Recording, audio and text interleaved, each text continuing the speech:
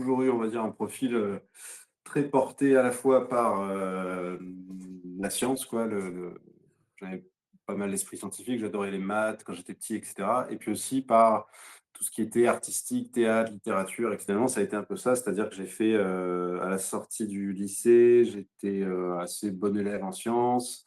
Je voulais faire ingénieur, j'ai fait une prépa, donc j'ai fait, maths sup, maths spé. J'ai travaillé dans le secteur associatif, dans l'accompagnement à la scolarité avec des élèves des quartiers, tout ça, dans l'animation, dans l'événementiel. Mais essentiellement, j'ai fait aussi, du théâtre à titre professionnel pendant, 12 ans, si je dis pas de bêtises, 12 ou 15 ans. Donc petit à petit, je suis devenu, intermittent du spectacle. Je me suis intéressé au métier de développeur, web, on va dire.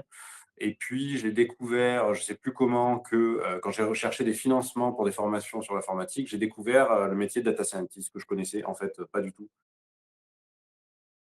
Je pense que c'est ce qui m'a attiré chez Jeda, c'était la qualité du contenu, donc à la fois, donc comme je disais, sur les technos, mais aussi sur bah, ce que je sentais à travers les documents de communication, et cetera, sur la qualité de l'enseignement, les retours, enfin tout ce que vous mettez en avant. Je l'ai suivi donc en classe virtuelle mais non asynchrone. Donc j'en garde vraiment de très bons souvenirs. Déjà pour l'émulation de groupe qu'il y avait, les professeurs qu'on a rencontrés, tout le monde s'entraidait beaucoup, et je pense que c'est important. Dans le groupe, il y avait une énergie qui faisait qu'on allait aussi, chercher des fois ceux qui parlaient très peu et cetera pour les impliquer. Je dirais que dans ma promo, il y avait un peu 3 points d'entrée. Donc il y avait, quelques personnes comme moi qui avaient fait des études plutôt orientées, sciences, maths et cetera et encore moi je enfin, ce sont des brèves études, je suis pas allé très loin ni en maths ni en physique.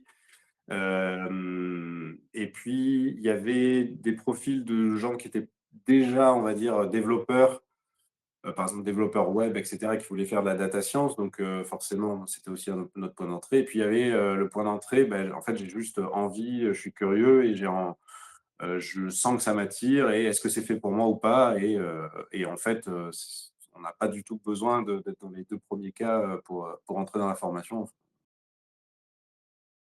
Je voulais travailler, enfin, je me disais: «Bon, si je quitte un métier passionnant qui est quand même, le théâtre, la scène avec les acteurs et cetera et si c'est pour aller vers un domaine de l'ingénierie, j'ai envie que ça puisse toucher à l'écologie, que ça puisse être de l'IA ou de la data, mais quand même, je préférais l'IA. C'était un stage complètement, sur le papier et puis même en vrai, au final, qui s'est révélé complètement, miraculeux, on va dire. C'était vraiment tout ce dont j'avais rêvé puisque c'était un stage autour du microbiote intestinal. Bon, alors ça, je connaissais rien. C'est intéressant aussi de découvrir le domaine et surtout d'avoir un pan un petit peu sur tout ce qui était, algo, de computation, quantique. Un petit peu parce que ça aussi, je m'étais intéressé au sujet, mais j'y connaissais pas grand-chose et par contre sur le champ IA, là, j'ai pu vraiment apporter ma pierre à l'édifice au projet. Il y a eu, des trouvailles, enfin des choses que j'étais content de proposer, du point de vue IA et du point de vue, data engineering aussi. J'ai cherché, ouais, j'ai dû envoyer, je pense, à peu près 50 candidatures. J'ai eu au final la toute première entreprise, qui était complètement, encore une fois, ce que j'avais toujours rêvé de faire, c'est-à-dire, de l'IA dans l'écologie. C'est la toute première entreprise que j'avais vue en entretien, ça s'était bien passé. J'ai passé les entretiens, j'ai passé un test technique, j'ai réussi le test technique et je me suis retrouvé à être embauché par l'entreprise et entre-temps, j'avais aussi une autre réponse positive d'une ESN, donc une ESN qui était sur Brest, très sympathique aussi et donc finalement, je me suis retrouvé avec 2 propositions à même devoir, choisir. Bref, les 2 m'intéressent fortement et comme j'ai passé un peu de temps donc dans ma précédente expérience, donc comme je disais à Pure Control dans cette start-up, sur l'IA, sur la modélisation, modèle. En même temps, je faisais aussi du data engineering puisque j'étais aussi sur des sujets d'orchestration de tous les process. Alors ça rejoint du MLOps, on va dire, mais dans le domaine, bon, bah, on en était finalement à réarchitecturer, redesigner un peu tous les outils, data de la startup.